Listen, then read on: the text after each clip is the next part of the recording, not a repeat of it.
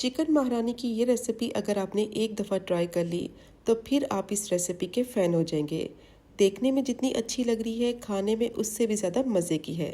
तो ये चिकन महारानी बनाने के लिए आधा किलो मैंने बोनलेस चिकन ली है और चिकन को मैंने छोटे छोटे क्यूब्स में काट लिया है। अब इसको मैरिनेट करेंगे। 1 टेबलस्पून लहसुन अदरक का पेस्ट और हाफ़ टी स्पून नमक डालेंगे। हाफ़ ही टी स्पून कुटी हुई काली मिर्च डालेंगे, टेस्ट बहुत अच्छा आएगा।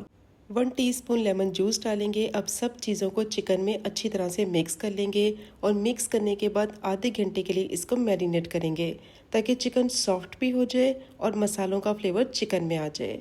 अब मैंने पैन ले लिया है, उसमें कुछ साबुत गरम मसाले डालेंगे और इनको ड्राई रोस्ट कर लेंगे।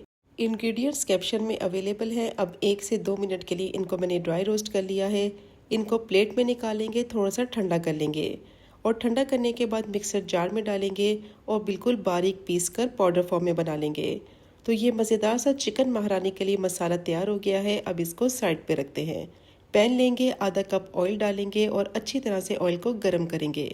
2 मीडियम साइज़ की प्याज ली है, बारीक स्लाइस कर लिया है। अब प्याज को फ्राई कर लेंगे कि इसका कलर लाइट गोल्डन ब्राउन सा हो जाए। अब प्याज अच्छी तरह से फ्राई हो गई है, इसका कलर लाइट गोल्डन ब्राउन सा हो गया है।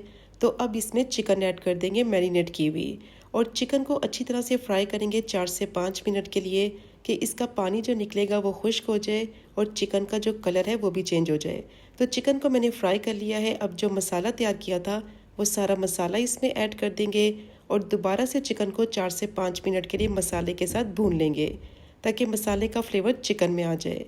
अब चिकन का कलर बहुत अच्छा आए तो उसके लिए इसमें हाफ़ टी स्पून कश्मीरी लाल मिर्च पाउडर डालेंगे और दोबारा से इसको अच्छी तरह से भून लेंगे 1 से 2 मिनट के लिए।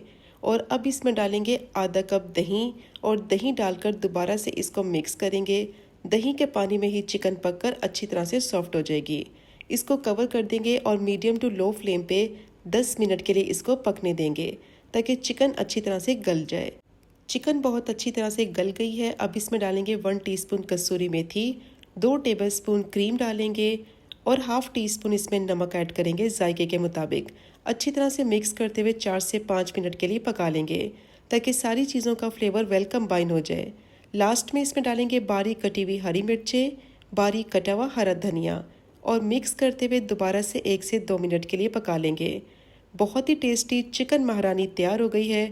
बहुत ही ज़्यादा टेस्टी बनती है, सहरी के लिए बहुत ही बेस्ट रेसिपी है। इसको आप बनाएं और सर्व करें पराठे के साथ, तंदूर की रोटी के साथ बेस्ट कॉम्बिनेशन रहेगा। तो ट्राई ज़रूर कीजिएगा और मुझे फीडबैक दीजिएगा।